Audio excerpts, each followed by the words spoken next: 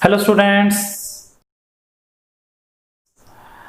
पिछली वीडियो में आप विद्युत फ्लक्स के बारे में पढ़ चुके हो, गाउस के नियम के बारे में पढ़ चुके हो। आज की वीडियो में अपने देखेंगे गाउस के नियम के अनुप्रयोग क्या हैं। गाउस के नियम की सहायता से हम किसी अनंत आवेशित लंबाई की जो तार है उसके कारण कुछ दूरी पर जो विद्युत क्षेत्र निकलेगा उसका फॉर्मूला निकाल सकते हैं। गाउस के नियम की सहायता से हम किसी चालक पट्टिका को यदि आवेशित कर दें, उससे कुछ दूरी पर विद्युत क्षेत्र क्या होगा उसको निकाल सकते हैं। गाउस के नियम की सहायता से किसी गोले के बाहर और गोले के अंदर कितना विद्युत क्षेत्र होगा जब वो आवेशित है तो उसकी अपने वैल्यू निकाल सकते हैं। ठीक, आज अपने सबसे पहले ये कैलकुलेट करेंगे कि कोई ये आवेशित तार है जो कि बहुत लंबी है, यानी कि अनंत लंबाई की है। छोटी लंबाई की भी हो सकती है, परिमित लंबाई की भी हो सकती है, लेकिन अपने जो सिलेबस के अकॉर्डिंग हमें सिर्फ अनंत लंबाई की जो आवेशित तार है उसके कारण विद्युत क्षेत्र की तीव्रता को निकालना है। तो अपने सबसे पहले विद्युत क्षेत्र आपको पता है कैसी राशि है। विद्युत क्षेत्र एक सदिश राशि है, तो हमें दिशा भी निकालनी है और परिमाण भी निकालना है। सबसे पहले अपने किसको निकालेंगे? दिशा को निकालेंगे।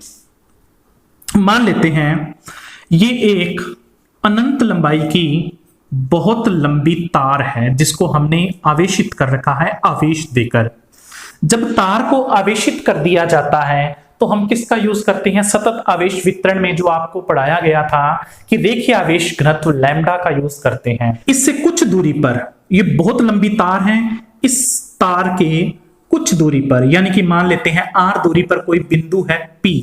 इस बिंदु पर विद्युत क्षेत्र निकालना है, विद्युत क्षेत्र की दिशा निकालनी है। पहले तो हम दिशा कैलकुलेट करेंगे और उसके बाद फॉर्मूला निकालेंगे यानी कि परिमाण निकालेंगे। इस पर जो विद्युत क्षेत्र आएगा, इस बिंदु पर जो विद्युत क्षेत्र होगा उसके अंदर किस किस का योगदान होगा? यहां पर जो आवेश पड़ा है उसका योगदान भी होगा, यहां पर जो आवेश पड़ा है उसका योगदान भी होगा, यहां पर जो आवेश पड़ा है उसका योगदान भी होगा, यहां जो बिंदु आवेश पड़ा है उसका योगदान भी होगा। जो छोटे छोटे आवेश यहां पर पड़े हैं उन सभी का जो योगदान होगा उसके कारण जो परिणामी निकलेगा उसी को हम यहां पर विद्युत क्षेत्र निकालते हैं। ठीक है, तो हमें पहले इन सभी जो छोटे छोटे आवेश हैं, बिंदु आवेश हैं, उनके कारण यहां पर दिशा निकालनी है। मान लेते हैं इसके मध्य बिंदु है, ये तार का मध्य बिंदु O है, इससे कुछ दूरी पर L ऊंचाई पर यहां पर छोटा सा तार का टुकड़ा ले लेते हैं, छोटा सा, जिसकी लंबाई, इस तार के टुकड़े की लंबाई कितनी है? छोटे से अल्पांश की लंबाई कितनी है? dl।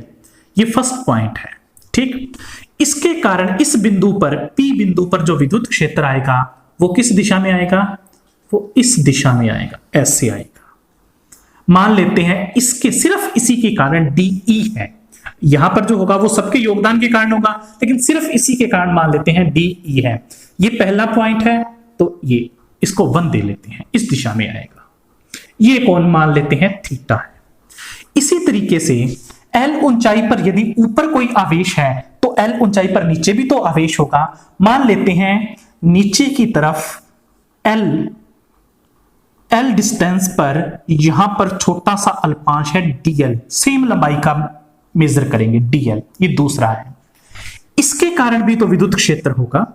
इसके कारण जो विद्युत क्षेत्र होगा वो इस दिशा में होगा, यहां पर dE2। वैसे ये सेम ही होंगे, परिमाण इनका सेम होगा, लेकिन इनकी डायरेक्शन क्या है? अलग अलग है। दोनों का साइज सेम है तो दोनों के अंदर आवेश भी सेम होगा। आवेश सेम होने के कारण इनकी इस बिंदु से दूरियां भी सेम है, दूरियां सेम होने के कारण ये जो परिमाण है ये भी क्या होगा? सेम होगा। अब देखो, यदि हम इसके, ये एंगल थीटा है तो ये एंगल भी क्या हो जाएगा? थीटा। ठीक है, तो फिर ये एंगल थीटा है तो ये भी थीटा और ये भी थीटा। अब इसके घटक करते हैं, dE1 के घटक करें तो ये कहां आएगा? एक घटक तो आएगा इस तरफ, नीचे की तरफ, और ये कौन सा घटक होता है? Sine theta. इस तरफ घटक कौन सा होता है? जो थीटा के साथ होता है वो कोस थीटा होता है, और इसको हम लिखेंगे dE1 कोस थीटा। इसी तरीके से dE2 के घटक करेंगे, एक तो आएगा ऊपर की तरफ dE2 साइन थीटा, और इस तरफ आएगा जो थीटा के साथ होता है dE2 कोस थीटा। ठीक, दोनों का विद्युत क्षेत्र था, दोनों के विद्युत क्षेत्र में ये वाला घटक और ये वाला घटक एक दूसरे को क्या कर देंगे, कैंसिल कर देंगे, एक दूसरे के प्रभाव को खत्म कर देंगे। लेकिन इस तरह वाले जो घटक हैं ये एक ही दिशा में होने के कारण जुड़ जाएंगे। ऐसे ही यहां पर भी कोई आवेश होगा, यहां पर भी कोई आवेश होगा, इतनी दूरी पर उनके जो घटक होंगे वो भी जो परपेंडिकुलर घटक होंगे, लंबवत घटक होंगे, वो कट जाएंगे, सिर्फ वो वाले घटक बचेंगे। इसी तरीके से यहां पर जो आवेश होगा उनके घटक भी, ये परपेंडिकुलर घटक खत्म हो जाएंगे और दूसरे बचेंगे। इसी तरीके से यहां पर भी होगा और इसी तरीके से यहां पर भी जो आवेश होंगे उन सबके जो विद्युत क्षेत्रों के ये वाले घटक खत्म हो जाएंगे, सबके ये वाले घटक बचेंगे। यानी कि परिणामी विद्युत क्षेत्र मिलता है उसकी दिशा क्या होगी, इस तार की लंबवत होगी बाहर की ओर धनात्मक आवेश के लिए। ठीक है, ये आपको याद रखना है, इसका हम आगे यूज करेंगे।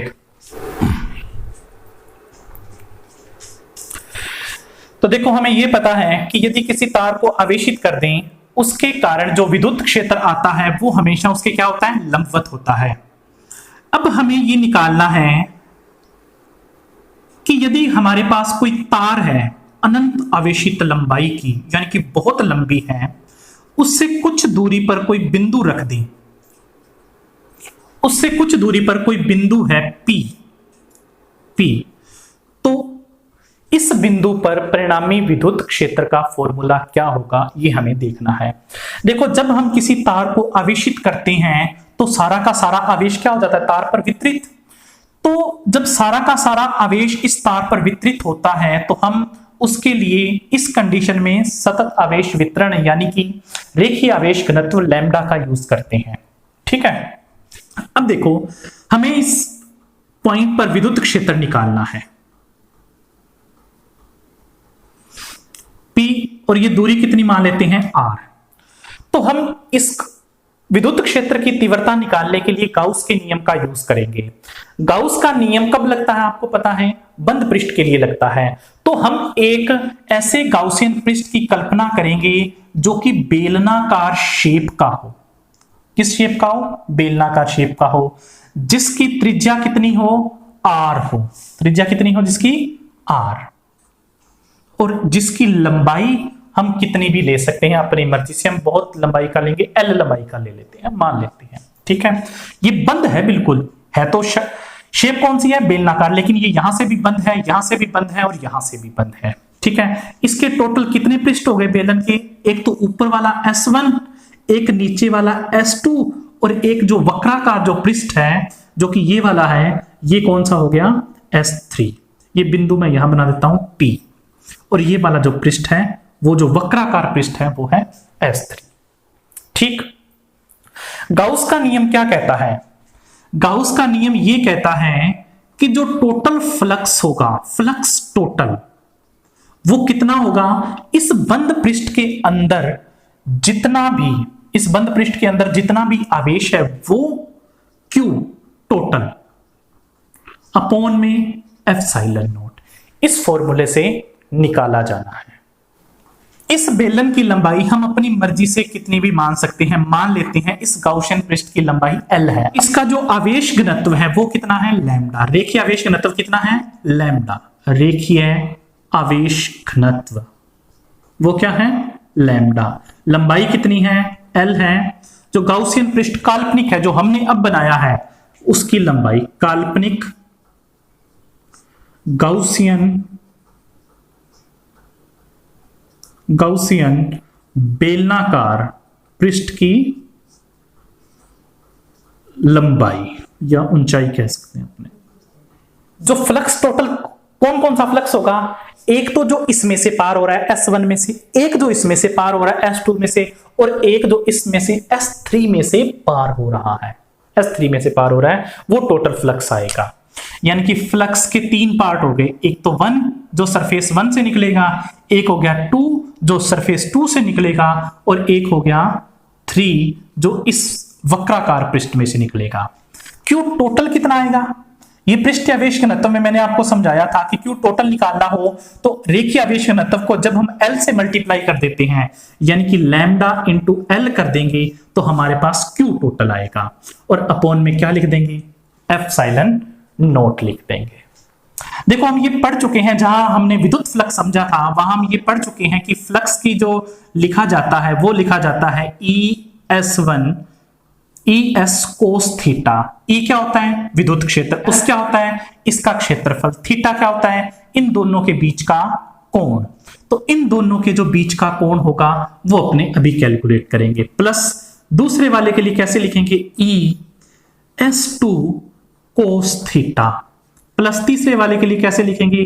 ES3 cos theta is equal to lambda L epsilon not.